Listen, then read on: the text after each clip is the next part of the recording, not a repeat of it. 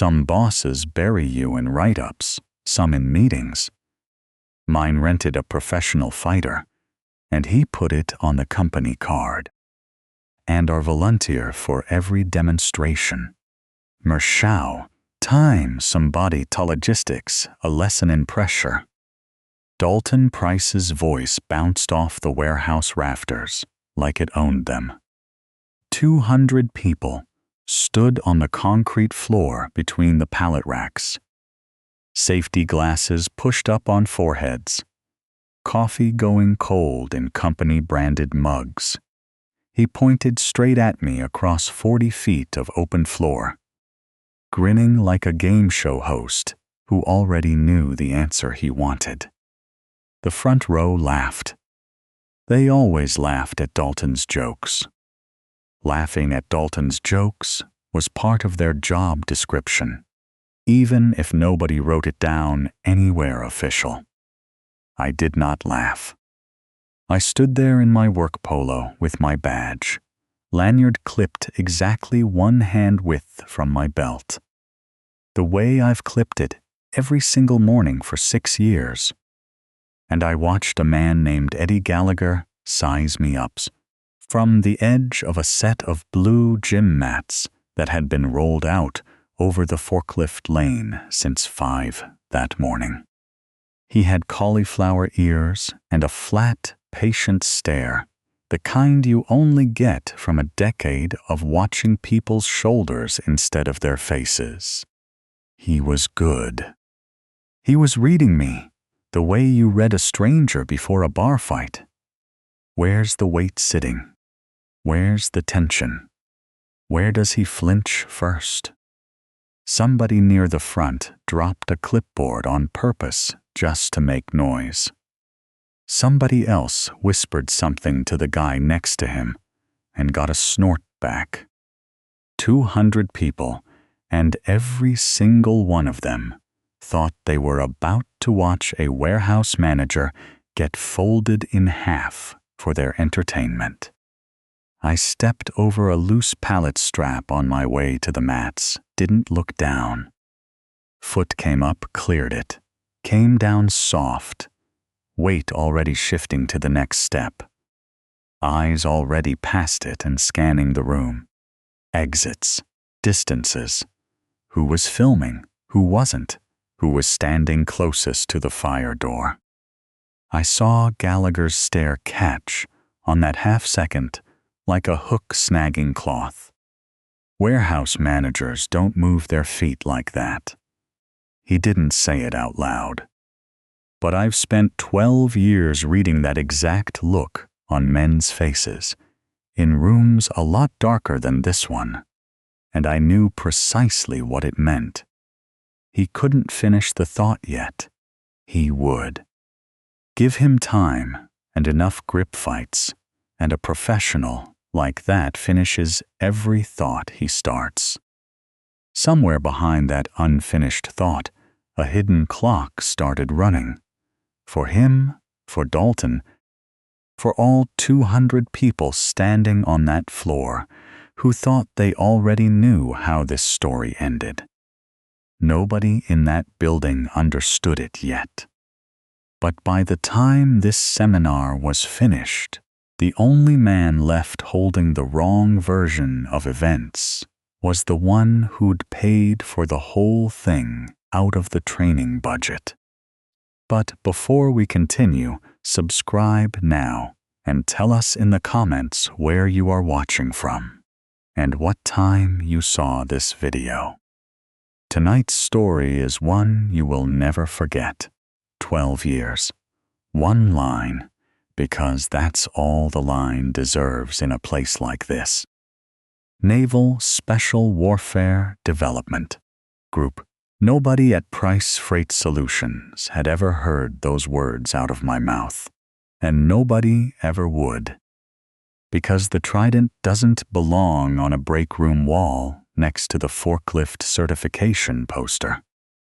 It belongs in a box, closed. The way I closed it the day I signed my separation paperwork and asked the universe for the quietest job I could find. logistics, manifests, doc schedules. Numbers that either add up or they don't. I liked that about it. No ambiguity, no politics, just trucks in, trucks out, and a spreadsheet that never lied to me. Until 3 invoices lied to me. Vendor name: Halcyon Logistics. Support, monthly invoice, 5 figures, steady as a heartbeat, going back 14 months. Except Halcyon Logistics support had no trucks registered to its name anywhere I could find. No loading dock on file with the county. Not one forklift certification on record for a single listed employee. A logistics vendor with no logistics. I ran the numbers twice. Because 12 years of pattern recognition taught me never to trust the first answer, only the second. Same result both times. One signature approved every single payment. Dalton Price's signature. I didn't leave the teams because I got hurt, or because I got tired, or because of any of the reasons people assume when they find out later. I left because 12 years is a long time to live at that pace, and because I wanted to know what it felt like to build something instead of breach something. My old Master Chief used to say, the hardest transition wasn't leaving the work behind. It was learning to let small things stay small. A jammed printer, a late truck, a rude customer on the phone, things that would have been nothing on a target deck and somehow still made my jaw tight the first year home. Until I trained myself out of it the same patient way I'd trained into everything else. Price Freight Solutions hired me because I interviewed well, and because Dalton's father, who ran the company back then, with none of his sons' shine, and all of his sons' missing substance, liked that I didn't talk much, and always showed up early.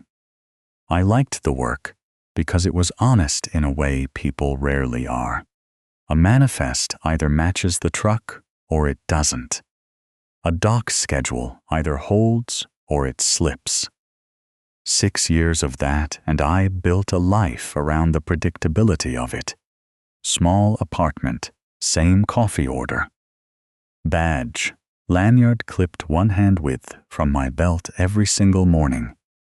Because a man who's lived by exact measurements doesn't stop measuring just because the stakes got smaller.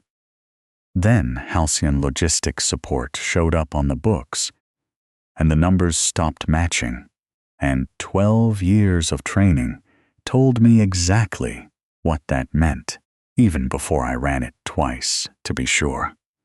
Dalton Price's signature. I brought it to him on a Tuesday, quiet, just the 2 of us in his office, with the motivational posters he never actually looked at. The way you'd bring a commander bad news you wanted fixed rather than announced to the whole company. He looked at the printout for 4 seconds, smiled, the golf course smile his father built this company on, and slid it back across the desk without reading past the first line twice. Pressure reveals people. Shaw, he said. Consider this your performance review. By Friday, there was a company-wide memo about a mandatory resilience and team-building seminar, featuring a professional MMA coach, funded out of the exact training budget line I'd flagged as inflated the week before. And there I was, Monday morning, standing on a set of mats in the middle of my own warehouse, listen to my boss shout my name like a ringmaster, opening a show he thought he'd already scripted. That's not a coincidence. That's a man trying to bury a paper trail under a highlight reel of me getting embarrassed on video, 40 seconds at a time, for an audience that would laugh on cue and forget the invoices by lunch. He had no idea what he'd actually rented. Day 1 of the seminar, Dalton wouldn't put the phone down. He filmed everything, narrated it too, like a man calling his own boxing match from ringside. Watch this, watch this. Gallagher's gonna show Shaw here what real pressure looks like. Rook, that's what the fight crowd called Gallagher. And it stuck fast enough that even Dalton started using it by lunch. Ran what he called pressure drills, wrist control, grip fighting, forced movement under contact, the kind of drilling that looks like nothing to an untrained eye and means everything to a trained one. Every drill, I got fed back in. Every drill, Dalton found a reason to point the camera at me specifically, narrating my footwork like a color commentator who'd never thrown a punch in his life. Then he decided to demonstrate a pad combination himself for the room, to show everyone how it's really done. He threw a 2-3 combo with more ego than form, jammed his own thumb hard on the pad edge on the last punch, and yelped before he could stop himself. The front row's laugh landed half a second late and half a size too small, and Dalton heard the gap in it. His face did the math right there in front of everyone. Nobody laughs at Dalton's mistakes the same way they laugh at his jokes. And for 1 second, standing there shaking out his thumb, he understood exactly how thin that difference actually was. Small, but it was the first payment on a debt that was about to get very, very large. Every scene from here moves. No rest, no scenery lingering too long, just conflict landing on conflict, because that's genuinely how it happened. Day 2 of the seminar started the same way. Day 1 ended, Dalton standing at the edge of the mats with his phone up, narrating for an audience of 200 like the warehouse floor was his own personal broadcast booth. All right, settle down. Shaw's back for round 2. Let's see if yesterday was a fluke. Rook ran us through grip breaks first. Standard stuff, the kind you'd see in any regional gym on a Tuesday night. Wrist grabbed, wrist freed, reset, repeat. I broke every grip clean, no wasted motion. Hand already coming back to a neutral guard before Rook had fully released his own fingers. A kid from receiving, maybe 22, elbowed the guy next to him and whispered, "Bro, did you see that?" And the guy next to him just shook his head slow. Phone camera drifting off Dalton's narration and onto me instead without anybody telling it to. Dalton caught that too. I watched him catch it. His jaw did something small and tight, and he raised his voice half a register, like volume alone could pull the room's attention back onto him. "Let's up the pressure a little, coach. Show them what a real test looks like." Rook's eyes flicked to me for exactly 1 beat before he nodded. He knew what "up the pressure" meant coming out of Dalton's mouth. It meant hurt him and dress it as instruction. He ran the drill again anyway, because refusing outright that early would have tipped his hand before he was ready to play it. And 12 years of reading men like Dalton taught me, Rook understood that math just as well as I did. He came in harder this time, a real grip, weight behind it, testing for a flinch. I gave him an angle instead of a flinch, turned my hip a few degrees, let his own force slide past where it wanted to land, and had his wrist controlled before he finished committing to the attempt. Not thrown, not hurt, just stopped, cleanly. The way a locked door stops a hand that expected it to swing open. The gym went dead quiet for exactly 2 seconds. Then somebody's chair scraped back an inch, the sound loud in all that silence, and a low murmur ran through the crowd like static down a wire. Dalton laughed it off, too fast, too bright. See, that's exactly what I'm talking about, controlled chaos, right, coach? That's the kind of pressure we want on this floor every single day.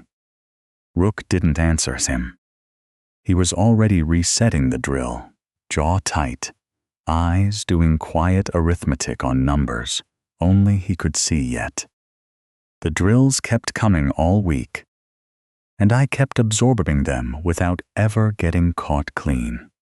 A slip here, a frame there, an angle that put me half an inch outside where his grip wanted me to be. To the room it looked like luck. Rook knew luck when he saw it, and this wasn't that. Somewhere around the 4th session, his professional curiosity started turning into something closer to a formal test. He began isolating my grip specifically. Wrist locks, collar ties, forearm frames. Things that are supposed to expose an amateur in under a second. Every single test came back with the same impossible answer. My hands didn't hesitate. My hands answered like they'd answered these exact questions 1,000 times before, in rooms with a great deal more at stake than a warehouse floor and a phone camera. Again, Rook said, low, only to me, resetting the grip for a 5th time that afternoon. Sweat had soaked through the collar of his rash guard.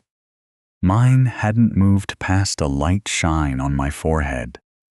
He noticed that too. Day 3, Dalton brought his phone with a tripod. This time, small and cheap, the kind you'd buy same day for exactly one purpose. He set it up at the corner of the mats himself, checking the angle twice, framing the shot like a man building evidence for a highlight reel he'd already decided the ending of. We're gonna get some real content today, he told the front row, loud enough for the whole floor. Something for the culture page, something people share. Rook glanced at the tripod, then at me, then back at Dalton, and something behind his eyes went very still and very calm, the way water goes still right before it decides which direction to move. He called for takedown defense next, standard single-leg entries. The kind every regional coach teaches on day 1, closer to real fighting than anything we'd drilled yet, and exactly the footage Dalton wanted framed and ready. He came at me himself for the demonstration, grinning at the tripod the whole way in, telegraphing the shot from 3 steps out, like a man who'd never had to disguise an attack from someone trained to read one. I sprawled my hips back, flattened my base, and let his own forward momentum carry him past where he wanted to be. He caught himself on one hand against the mat, breathing hard, and popped back up fast, laughing too loud, trying to sell the room on a stumble that had been anything but an accident of footing. Good hips, Shaw, Rook said, flat. Professional, not a compliment so much as a note in a file. Do it again. Dalton's smile thinned by exactly 1 degree. He looked at the tripod, at the little red recording light still blinking steady, capturing every second of a demonstration that was not going the direction the framing had promised. He reset, came in again faster this time, more weight behind it, and I gave him the same clean sprawl, the same flattened base, the same nothing for his camera to use. 3 attempts, 3 identical results. By the 4th, a few people near the tripod had started filming their own phones instead. Not Dalton's staged angle, but the wider shot, the one that showed his face each time he hit the mat instead of me. He ended the session early that day, muttering something about time constraints, and had someone quietly pack the tripod away before the room finished filing out. Nobody said anything out loud. Nobody needed to. The gap between what he'd promised the room and what the room had actually watched was wide enough. Now that people were starting to whisper about it in the parking lot instead of at their desks. Meanwhile, Dalton escalated on paper, because paper was always his real weapon, the one he was actually comfortable holding. A performance review appeared in my personnel file that week.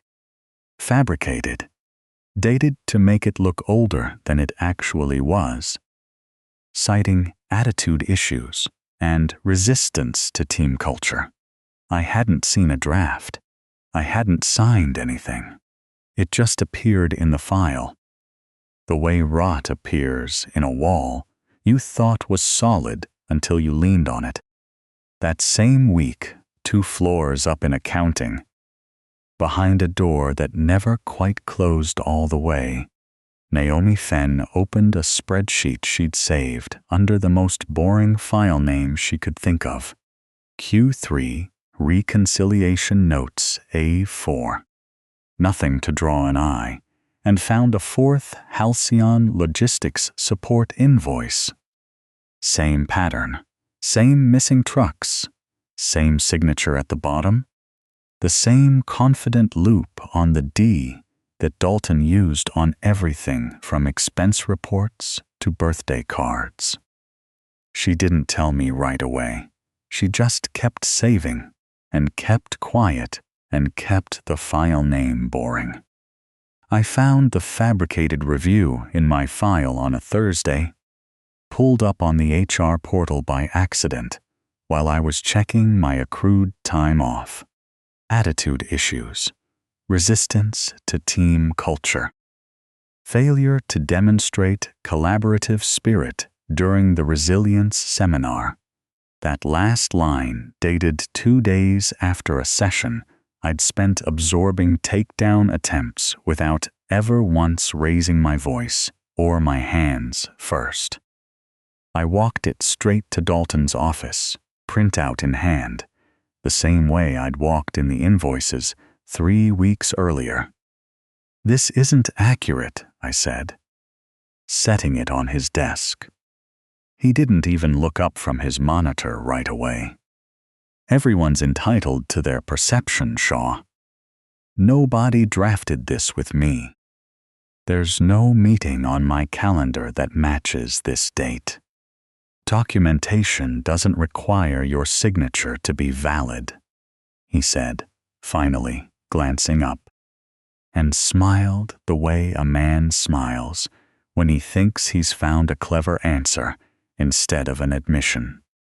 You'll want to work on that resistance to feedback, by the way. It's showing up in more than one place now. I've read your reviews, Dalton, I said. The invoices were more creative. His smile flickered, just once. The same half-second flicker I'd been cataloging since the thumb injury on day 1. Then it reset, smooth as ever. Careful, he said. Pressure reveals people. We're seeing a lot of yours lately. I left the printout on his desk on purpose. Some things you don't need to argue. You just need to have on record that you tried. Somebody's phone buzzed in the middle of session 3 that week, with a text that made Dalton's face go tight for exactly 1 second before he smoothed it back into a smile. Nobody else caught it. I did. I'm trained to catch exactly that kind of 1-second slip, and I filed it away the same way I filed away every other piece on this board. By the end of that week, Rook had stopped announcing the drills to the room and started running them almost silently. Just the two of us near the edge of the mat, while Dalton filmed the crowd's reactions instead of the actual technique, too busy performing enthusiasm for the board he hadn't invited yet to notice what his own coach was actually doing. Rook tried a rear collar tie, standard control position, the kind that's supposed to fold an untrained man's posture in half in under a second. My chin tucked before his hand, ever fully closed, hips already squaring, weight already dropping, to make the position useless before it finished forming. He tried a underhook next, both of us moving slow, deliberate. More conversation now than combat. My frame answered before his shoulder finished rotating into it. He stepped back, breathing a little harder than the drill should have earned him, and studied me for a long 2 seconds without saying anything at all.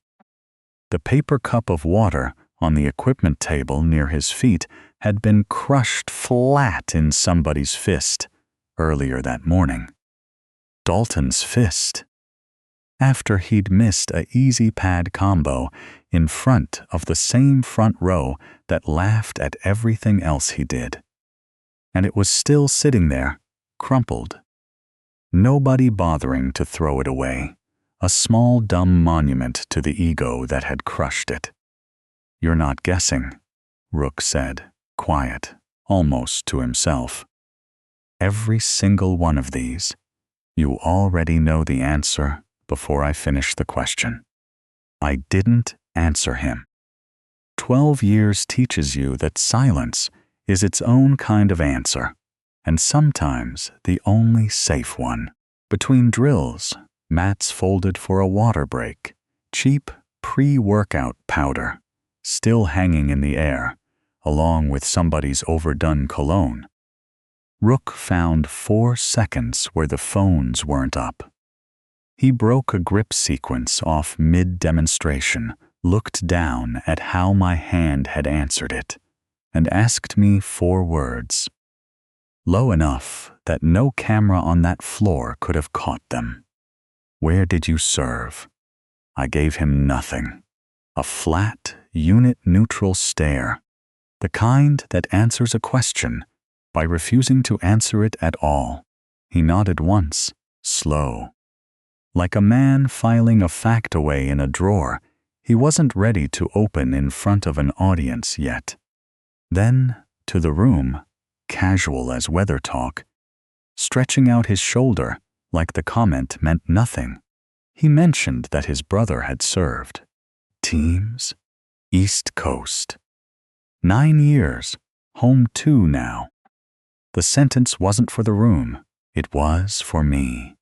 And I felt it land exactly the way he wanted it to land. A door left open an inch, nothing more. An invitation that didn't require an answer yet. Dalton noticed none of that. Dalton was too busy noticing that his seminar wasn't producing the footage he actually wanted. No clean knockdown of Shaw. No viral clip of the difficult employee getting humbled in front of 200 witnesses and a company hashtag. So, he announced the finale at the next all-hands, standing on a folding chair so the whole floor could see him. Full demonstration bout, company retreat. in front of the executives and the board guests he'd spent his whole career trying to impress. "Coach versus our volunteer," he said, grinning at me the entire time like we were sharing a private joke. "Real pressure. Real lessons. You're going to want to be there for this one." What none of us but Rook heard was the phone call Dalton made from his office 2 days later. A call he thought was completely private. A call that carried straight down through the loading dock's open bay doors on a still afternoon when the forklifts had gone quiet for shift change. "Put him down hard enough that he takes the severance quietly. I don't want lawyers. I want him gone by Monday and grateful about it." Rook heard every word of it. Standing by the dock, with a water bottle in his hand, close enough that the concrete carried the sound straight to him, like it had been built for exactly that purpose. And that's the moment the story stopped being what its own poster promised. The hired gun versus the quiet nobody. Because 2 levels down in a parking structure, that same night, concrete and fluorescent hum, and the smell of old motor oil hanging heavy in the closed air. Rook found me alone by my car and laid every card he had flat on the hood between us. "I've spent 4 sessions testing you," he said, arms crossed. Cauliflower ears catching the flat overhead light. Grip fighting, wrist control, forced reactions under pressure. 12 years of something answered every single test the same way. My brother spent 9 years on the teams. He came home talking about men who move exactly like you move. Feet first, eyes second, hands last. I know what I was hired to do here, Shaw. I only figured out today what it actually was. I didn't answer yet. 12 years teaches you to let a man finish his own sentence before you show him your hand. "He didn't hire a coach," Rook said, voice flat, angry in the controlled way that professionals get angry. "He hired a deniable beating with a gym waiver stapled to it for insurance. I heard the call today at the dock. Put him down quiet. Make it look like an accident on the mat. Get a signature on a form. No lawyers, no story." He shook his head slow, like a man watching a plan collapse in real time. "Dalton's plans, not his own. I'm not refunding the check." I waited. "I'm redirecting it," he said. He hired a coach. He's going to get coached. He leaned back against my car, arms still crossed. And for the first time all week, his voice lost the flat professional edge it had carried on the mats. My brother didn't talk about it much. 2, 3 stories his whole life, tops. But he talked about the way certain guys moved into a room. Said you could always tell. Not the big ones. Not the loud ones. The ones who counted exits before they counted people. He looked at me sideways. "You did that the first morning. Before Dalton even opened his mouth. You didn't say anything for 4 sessions," I said. It wasn't a question. Wasn't sure yet. Now I am. He pushed off the car. Rolled his shoulder like it still ached from something, and looked back toward the warehouse. Dark now except for the security light over the loading dock. He thinks he bought a weapon. Man like that always thinks money buys loyalty. It doesn't. It just buys attention. And attention cuts both ways once somebody actually looks at what they're being asked to do. "What do you need from me?" I said. "Nothing yet," he said. Just don't tap out early on the small stuff between now and the retreat. Let him keep thinking his plan's working. Let him build the stage himself. Bigger stage, bigger fall. He almost smiled. The first real one I'd seen out of him all week. Guys like Dalton always build their own gallows. They just call it a podium. That was the moment the entire board of this story flipped face up in front of me. Dalton was now the only person who didn't know what was coming. Not me, not Rook, and, as it turned out that same night, not Naomi either. She caught me in the parking lot. 40 minutes later, phone already in her hand, face pale under the flickering sodium lights. Keys still jangling from her fist, like she'd forgotten she was holding them. "He's shredding," she said, breathless, like she'd walked fast to catch me before I left. "Dalton, I saw the invoice for the shredding company go through this afternoon, dated for pickup tomorrow morning. And my name is on the access logs for the vendor file. I pulled it 2 weeks ago to double-check your numbers against mine. If this blows up before somebody can prove what actually happened, it blows up on both of us. And I'm the one whose badge unlocked that drawer at 11 at night. I'd been playing this whole thing like a patient operation. Gather, wait, control the board. Let him walk further out onto ice that was already cracking under his own weight. That works fine when the only name written on the ice is mine. It stops working the second a colleague is standing on it too, and her clock is running shorter than mine ever was. I stopped playing for position that night. I started playing for Friday. The days between that parking structure and the retreat moved fast, and every one of them fed the ladder another rung. Rook quietly changed his own curriculum without telling Dalton a single thing about it. He started using Dalton's inner circle as demonstration partners, politely, repeatedly. On camera, Dalton himself had insisted on running for the culture archive. The sales director, who always laughed loudest in the front row, got taken down 4 times in one session and stopped laughing on cue somewhere around the 3rd rep, jaw tight, glancing sideways at the phones now pointed at him instead of me. "Pressure reveals people," Rook told him, borrowing Dalton's own line back with a small, cold smile, and the room went quiet in a way it hadn't gone quiet for me all week. Somebody in the back actually whispered, "No way," loud enough to carry, and this time nobody laughed at all. The next session, Rook picked the operations director, a man who'd spent 3 years signing off on Dalton's expense reports without ever asking a single question about them. Same result. Down twice, tapped once. Dignity thinner each time, front row watching with a different energy now. Not anticipation, something closer to nerves.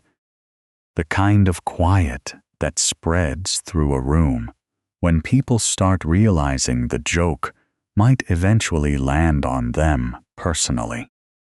Dalton himself hadn't clocked the shift yet. He was too busy chasing his own numbers, calling the bank twice a day about the frozen payment run, snapping at the receptionist when a call took too long to transfer. Somebody heard him on the phone with his father's old attorney, voice pitched low, but not low enough, saying something about a misunderstanding with a vendor contract that made the attorney ask 3 follow-up questions. Dalton clearly hadn't prepared answers for. Naomi's boring spreadsheet found its way through an audit request Dalton never saw coming and could never have traced back to her desk, straight on to the CFO's calendar. The Halcyon Logistics Support payment run, scheduled to process again that Thursday afternoon like clockwork, froze mid-cycle without explanation. Nobody told Dalton why. He just noticed the money had stopped moving, checked it twice himself, and didn't like not knowing. By the time the company retreat rolled around, a lakeside resort 2 hours out of the city, the kind of place with a welcome banner over the lobby doors and a cash bar by the dock, and executives in pressed golf shirts who'd flown in specifically to watch Dalton's culture initiative in action. Dalton was rattled in a way he hadn't let himself notice yet, the way a man doesn't notice the floor tilting until his drink starts sliding. At check-in, standing at the bar with 2 bored guests he'd been chasing for a promotion all year, his company card declined. He laughed it off 1 notch too loud, waved for a different card, made a joke about accounting gremlins loose in the system. The bored guests laughed along politely, but their eyes didn't move the same way their mouths did. Eyes never lie the way mouths do, and I'd spent 12 years learning to read exactly that gap. The freeze was already breathing on the back of his neck. He just didn't know yet how close it was actually standing.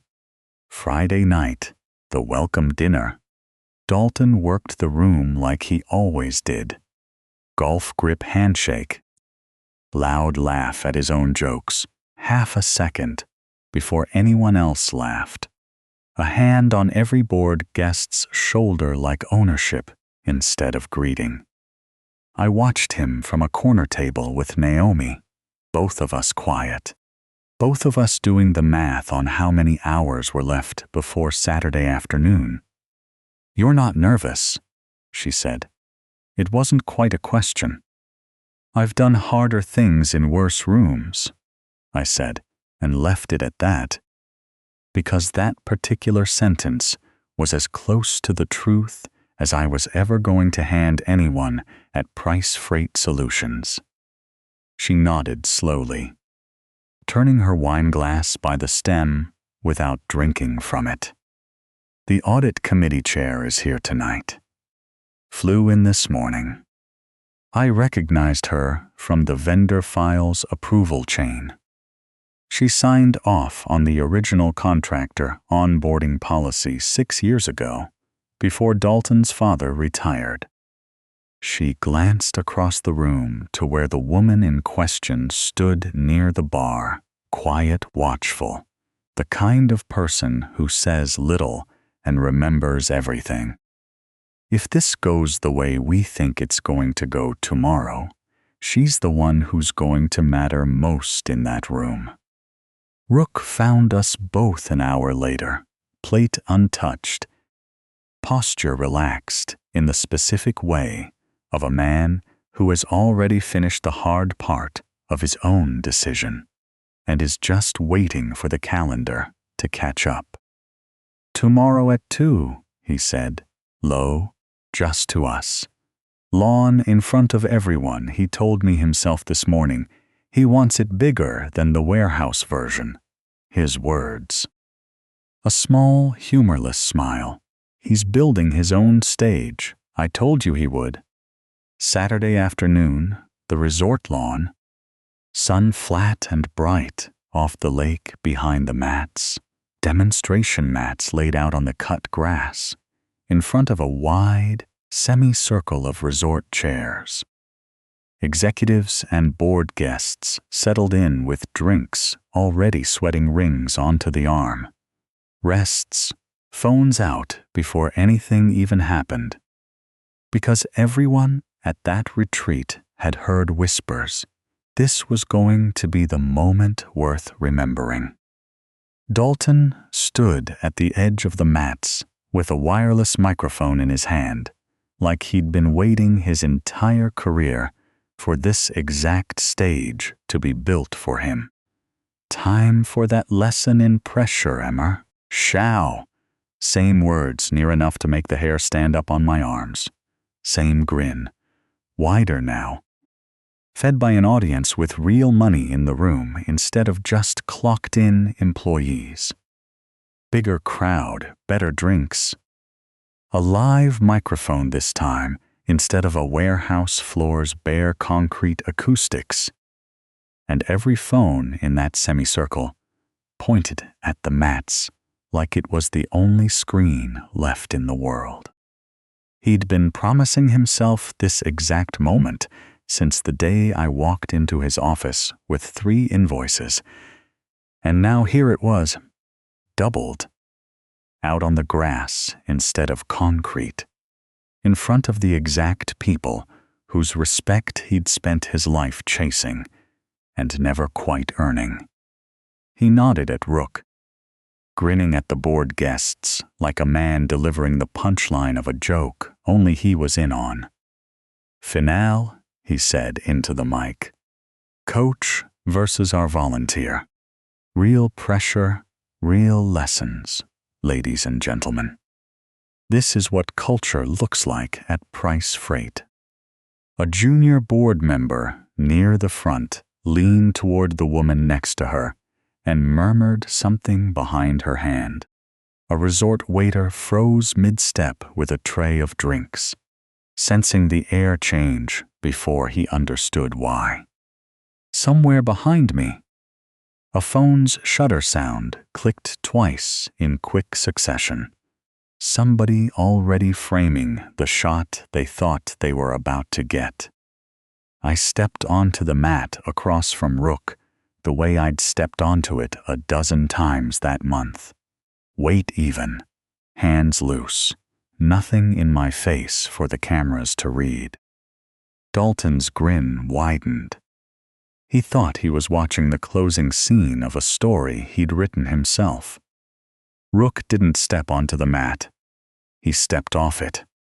He walked 3 feet toward the semicircle of resort chairs, microphone distance from 2 board members and the CFO herself, and he said it plain. No ring announcer voice, no drama in it at all. Just a flat, calm statement of fact delivered straight into that live mic feed. Change of curriculum. The lawn went quiet the specific way a room goes quiet when it senses, before it fully understands, that something has just changed hands in front of it. Ladies and gentlemen, Rook said, 12 years. Naval Special Warfare Development Group.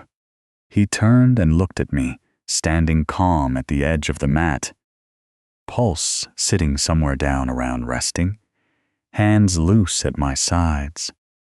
Weight even on both feet, the way it had been even on both feet since the first pallet strap I stepped over 3 weeks ago. I don't teach that man. I learn from him. 200 phones kept recording. Nobody said a word. Somewhere in the second row, a drink stopped halfway to somebody's mouth and just hung there. The audit committee chair, the quiet woman Naomi had pointed out the night before, set her own glass down on the grass beside her chair without looking away from the mat once. The CFO's face did something I'd only ever seen on faces in briefing rooms right before an operation went from theoretical to fully, irreversibly real. A junior executive near the back actually laughed once, short and disbelieving, the kind of laugh that escapes a person when their brain hasn't caught up to what their eyes just told it. Nobody else laughed with him. He went red and looked down at his shoes. Dalton's grin didn't fall so much as it forgot how to hold itself up on its own. He looked at Rook. He looked at the bored guests, who were watching him now instead of me.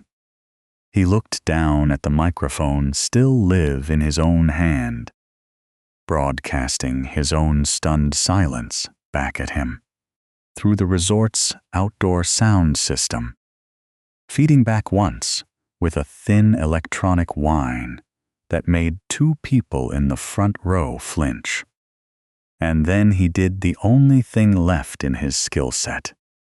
He dropped the mic into the grass, and he charged the mat himself. Golf grip handshake, same hand that had signed 4 fraudulent invoices, swinging wide for my jaw in front of his own board, and every board guest he'd been chasing all week. I'd told myself for 3 weeks straight that I'd let him throw first if it ever came to this. He threw first. "Dalton, don't!" Rook called out.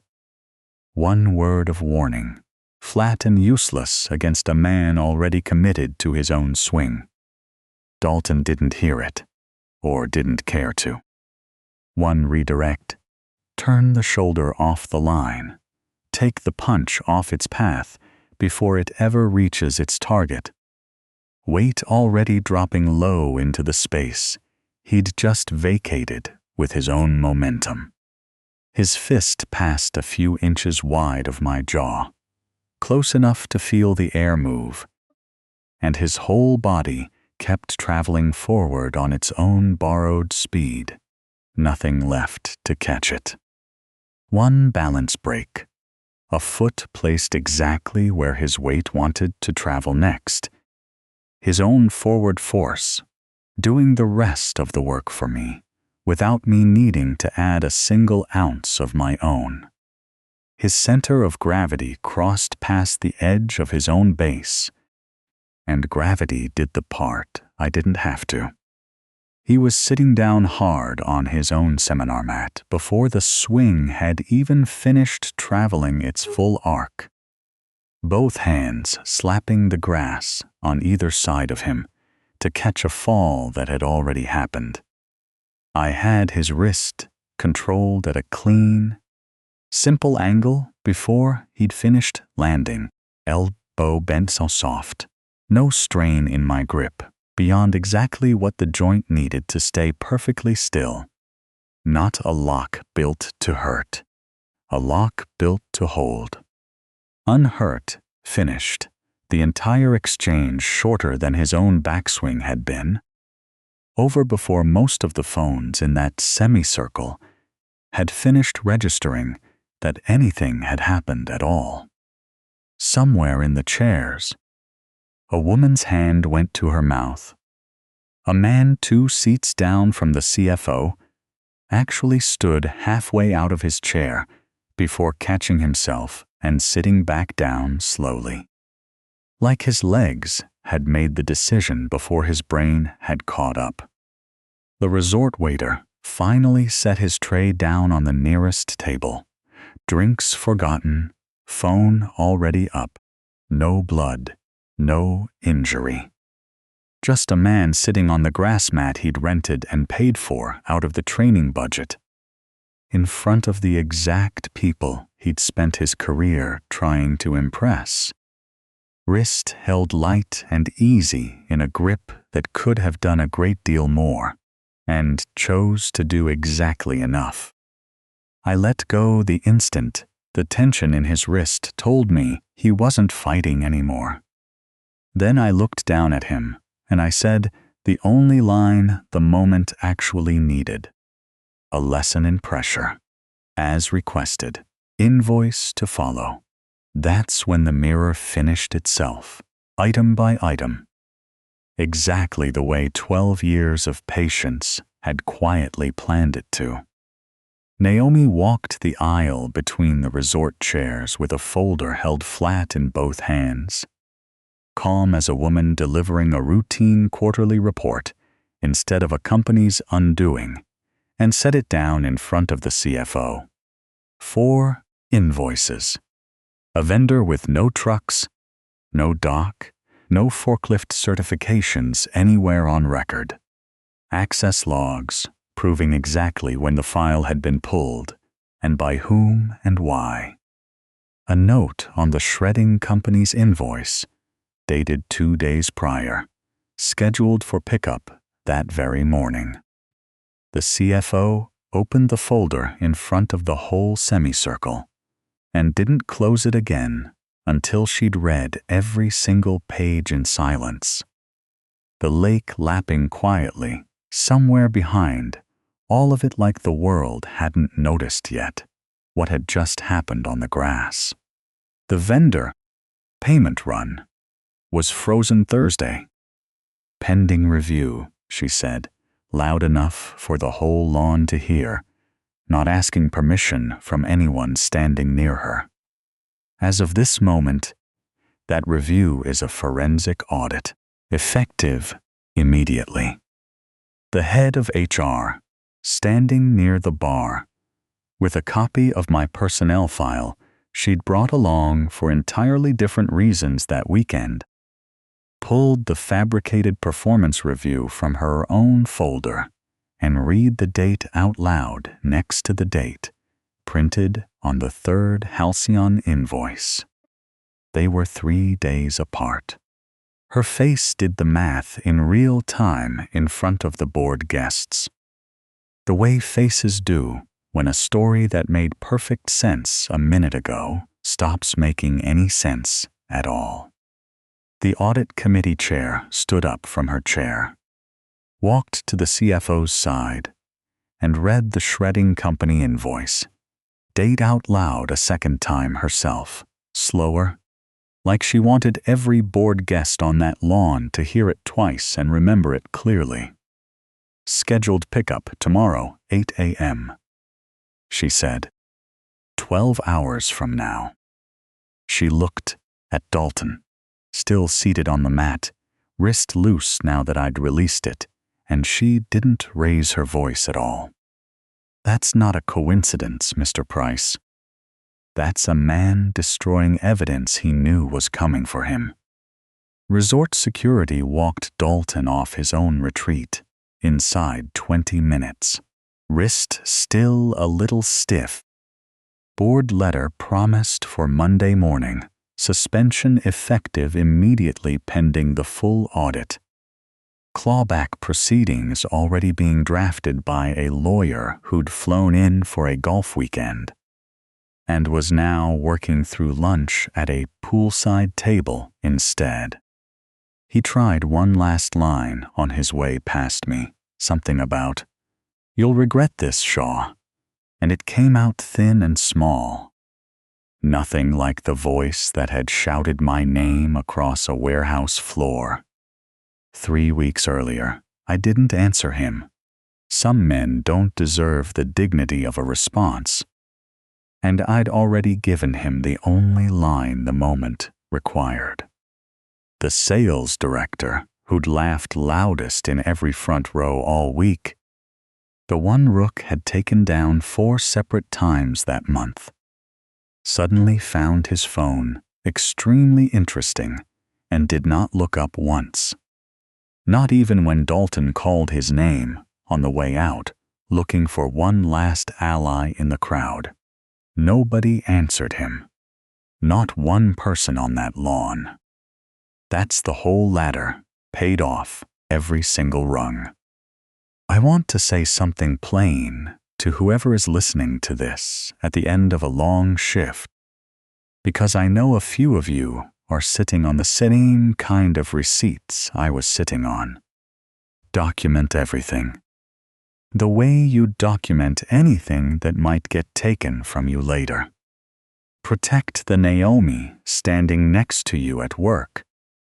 Because she's carrying risk, she never signed up for the moment she found what you found.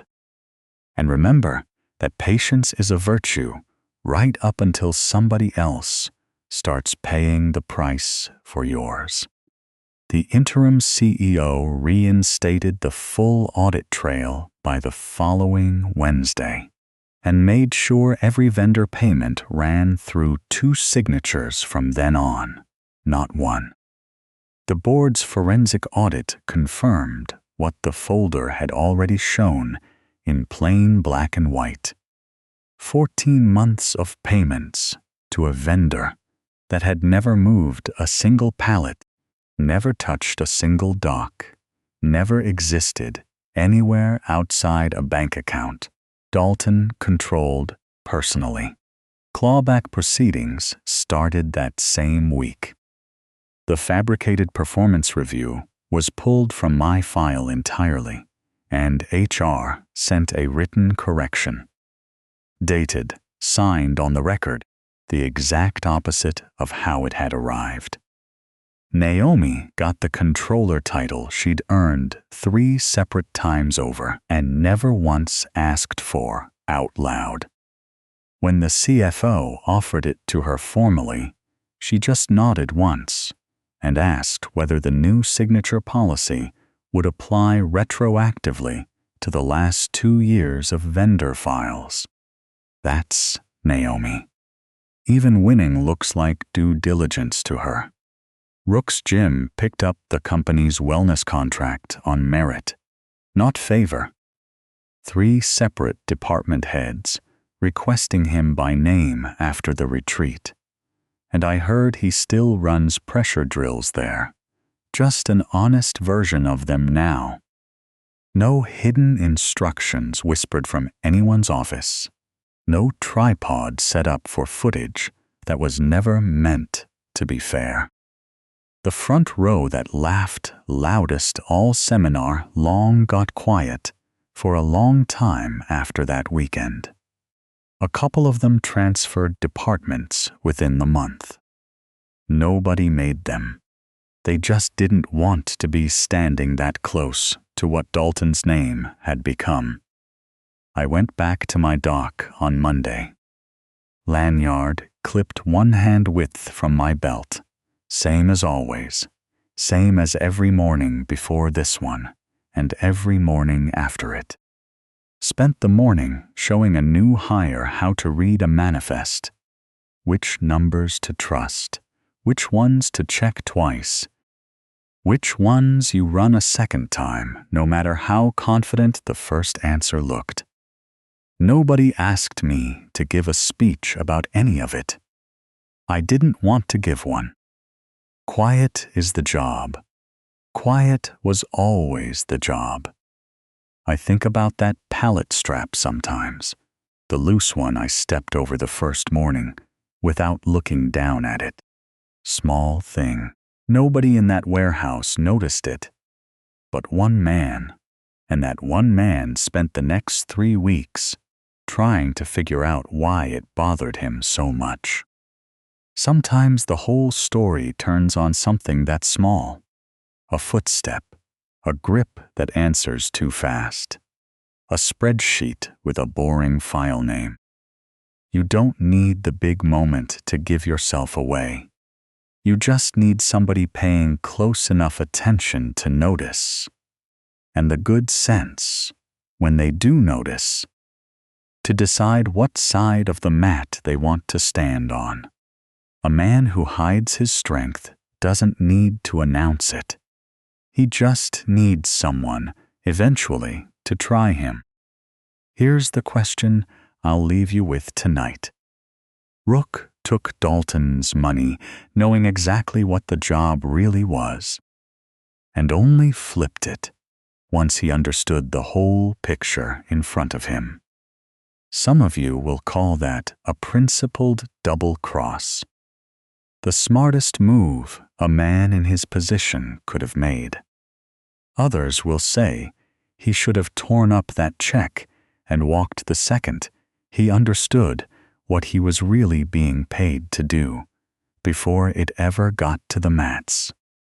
Tell us below which side of that you're on. If this story hit you, subscribe now, share it with someone who respects quiet strength, and tell us in the comments which moment hit you the hardest. We will see you for the next story. It is already waiting.